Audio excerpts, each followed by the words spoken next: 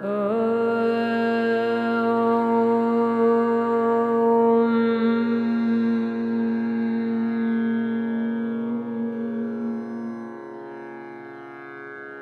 నిశ్శబ్దమైన మైదానంలో వృక్షాలు చుట్టూ ఉన్న సూర్యరశ్మి తాకిన తడిపిచ్చటి కొలను పక్కన లీరా అనే తామరపూతేలా మెరిపే పటంగే జీవించేది.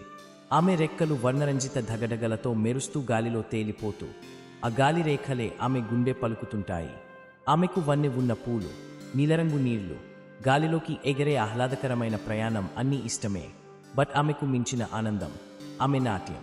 ఒక సంక్రమణపు సాయంత్రం ఆకాశం ఉదారంగు చిత్తడి రంగులతో వర్ణించబడినప్పుడు ఆమె కొత్తగా ఒక తామరపటంగిని చూసింది. అతని రెక్కలు ఇసుక రంగులో మెరుస్తూ, కన్నులు సముద్రపు అంతు లేని లోతులా. అతని పేరు కేల్. అతను ఇతరుల గాలిలో ఎగరేవాడు కాదు. ఒక శాంతమైన సంగీతాన్ని వినిపించుకుంటున్నట్టు, మౌనంగా, నెమ్మదిగా. వారిద్దరి మొదటి కలయిక మాటలో కాదు, ఆటలో జరిగింది. లీరా గాలిలో మెలికలు తెరిగింది. కేల్ ఆమెను అనుసరించాడు.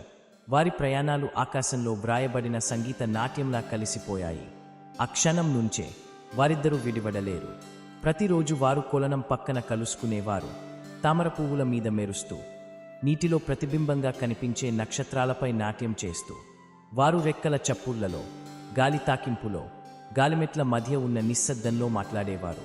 కేల్ దూర ప్రదేశాల కథలు చెప్తూ, లీరా పువ్వుల కలలు, చినుకుల్లో దాగిన ఆశల గురించి చెప్తుంది. కానీ తామరపటంగుల జీవితం వెలుగు కాంతిలా చిన్నదే. రోజులు చిన్నవిగా మారినప్పుడు, గాలి చల్లగా మారినప్పుడు వారి నాట్యం నెమ్మదిగా తగ్గింది. ఒక ఉదయం కేల్ రాలేదు. లీరా మైదానం, అడవి, కొలను అంతా వెతికింది. కాని గాలి కేవలం అతని పేరు మురిపించింది. ఇప్పటికీ ప్రతి ఉదయం ఆమె అక్కడికి తిరిగే వస్తుంది. ఎప్పుడైతే గాలి కాస్త సున్నితంగా ఆడుతుంది, సూర్యకాంతి నీటి మీద మెరుస్తుంది, అప్పుడు ఆమె కేల్ను తన పక్కన నాట్యం చేస్తున్నట్టు అనుభూతి చెందుతుంది. వారి ప్రేమ ఒక వేసవి వానల తొలిపాట, అందమైనది, మరపురాని ఒక మధుర జ్ఞాపకం.